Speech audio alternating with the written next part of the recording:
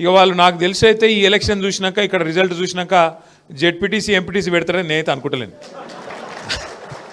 ఎందుకంటే మన ప్రభుత్వం ఉన్నప్పుడు ఇప్పుడే సీనన్న చెప్పినట్టు అన్ని మనమే గెలిచినాం, కిందికేళ్ళ మీద దాకా మొత్తం గల్లీ టు ఢిల్లీ మనమే గెలిచినట్టువి.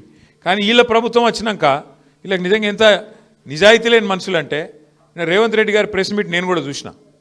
మొదలు 5 నిమిషాలు ఏం చెప్పిండు, 66% వచ్చినాయి, ఇవన్నీ కూడా మా ముఖం చూసి వేసిండ్రు, మా పరిపాలనకు ప్రజలు ఇచ్చిన కితాబు అని మొదలు 5 నిమిషాలు చెప్పిండు. అటెన్గా ఎవరో విలేకరు అడిగిండు ఒక 5 నిమిషాల తర్వాత, సార్ మరి చక్కగా రాలేదు కదా ఏం సంగతి అంటే, అవన్నీ మాయి కావే, అవన్నీ కింద ఊళ్ళలో లోకల్ పరిస్థితులు బట్టి ఉంటాయి, మాకేముంటుంది అని మొత్తం మాట ప్లేట్ ఫిరాయించేసిండు. ఒకటే ప్రెస్ మీట్లా ముందు 5 నిమిషాలు ఒక తీరుగా, ఆఖరికి ఒక తీరుగా. అందుకే నేను ఎప్పుడు చెప్తుంటా, రేవంత్ రెడ్డి గారిలో 2 మనుషులు ఉంటారు, ఒకడు రాము, ఇంకోడు రెమో, అపరిచితుడు. అప్పుడే గ్లోబల్ సమిట్ అని డ్రామా చేస్తాడు, పెద్ద 5 లక్షల కోట్లు వచ్చినాయి, 6 లక్షల కోట్లు వచ్చినాయి అంటాడు. మళ్ళీ అప్పుడే మనది బిచ్చ బతుకు, మనకి ఆడ పైసలు ఉన్నాయి, ఢిల్లీకి పోతే చెప్పులు ఎత్తుకపోతారు అంటున్నారు అని ఇంకో దిక్కు అట్లా మాట్లాడుతాడు. ఎవలేందో నిజం అర్థం కాదు మనకు. కానీ ఒకటి మాత్రం వాస్తవం, ఇవాళ ఇందాక పెద్దలు చెప్పింది అక్షర సత్యం. ఇవాళ కాంగ్రెస్ ఎమ్మెల్యేలు చెప్తారు, మీరు నేను చెప్పుడు కాదు.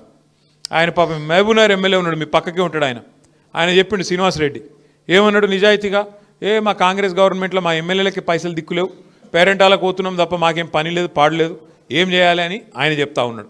ఇంకొక ఎమ్మెల్యే చెప్పి ఏం చేసిండు, ఆయన ఎల్లారెడ్డి నియోజకవర్గ ఎమ్మెల్యే, కాంగ్రెస్ ఎమ్మెల్యే, ఆయన ఇక రేవంత్ రెడ్డి పైసలు ఇస్తలేడని చెప్పి అభివృద్ధి కోసం సీదా ప్రపంచ బ్యాంకుకు ఉత్తరం రాసేసిండు. ప్రపంచ బ్యాంకు నాకు 100 కోట్ల అప్పు ఇవా, మా ముఖ్యమంత్రి గారు ఇస్తలేడు అన్నాడు. కాబట్టి ఒకటి గుర్తుపెట్టుకోండి మీరు పక్కా, కాంగ్రెస్ ఎక్కడ ఉంటుందో ప్రోగ్రెస్ అక్కడ ఉండదు. కాంగ్రెస్ ఉన్నంతకాలం ప్రోగ్రెస్ మర్చిపోవుడే. ఇంకో 2 ఏళ్ళు మనకు కష్టాలు తప్పయి. కేసీఆర్ గారు ఉన్నప్పుడు గ్రామాలు ఎట్లుండే, ప్రతి ఊర్లో ఒక నర్సరీ, ప్రతి ఊళ్ళో మొక్కలు పెంచే కార్యక్రమం, ప్రతి ఊళ్ళో చెత్త తీసేందుకు ఒక ట్రాక్టర్, మొక్కలకు నీళ్లు పోసేందుకు ఒక ట్యాంకరు, ఆ చెత్త తీసి పారేసేందుకు ఒక దగ్గర వేసేందుకు డంపింగ్ యార్డ్. మనుషులు చచ్చిపోతే ఇదివరకు పొలాల కాడనో లేకపోతే వాక్ కాడనో చెరువు కాడనో దాన సంస్కారాలు చేసేది. కానీ కేసీఆర్ గారి ప్రభుత్వం వచ్చినాక వైకుంఠ ధామాలు ప్రతి ఊళ్ళో మనం కట్టుకున్నాం. అట్లే పిల్లలు ఆడుకునేందుకు ప్రతి ఊళ్ళో క్రీడా ప్రాంగణాలు, పెద్ద మనుషులు వాకింగ్కి పోదలుచుకుంటే ప్రతి ఊళ్ళో పల్లె ప్రకృతి వనాలు. దేశంలో ఎక్కడ ఉన్నాయా ఇవన్నీ? ఎక్కడ భారతదేశంలోని 28 రాష్ట్రాల్లో ఏ రాష్ట్రంలో ఈ పరిస్థితి లేదు. ఇది మనది మనం ఇచ్చుకుంటున్న సర్టిఫికేట్ కాదు. కేంద్ర ప్రభుత్వం ప్రతి సంవత్సరం ఉత్తమ పంచాయతీలకు అవార్డులు ఇస్తుంది.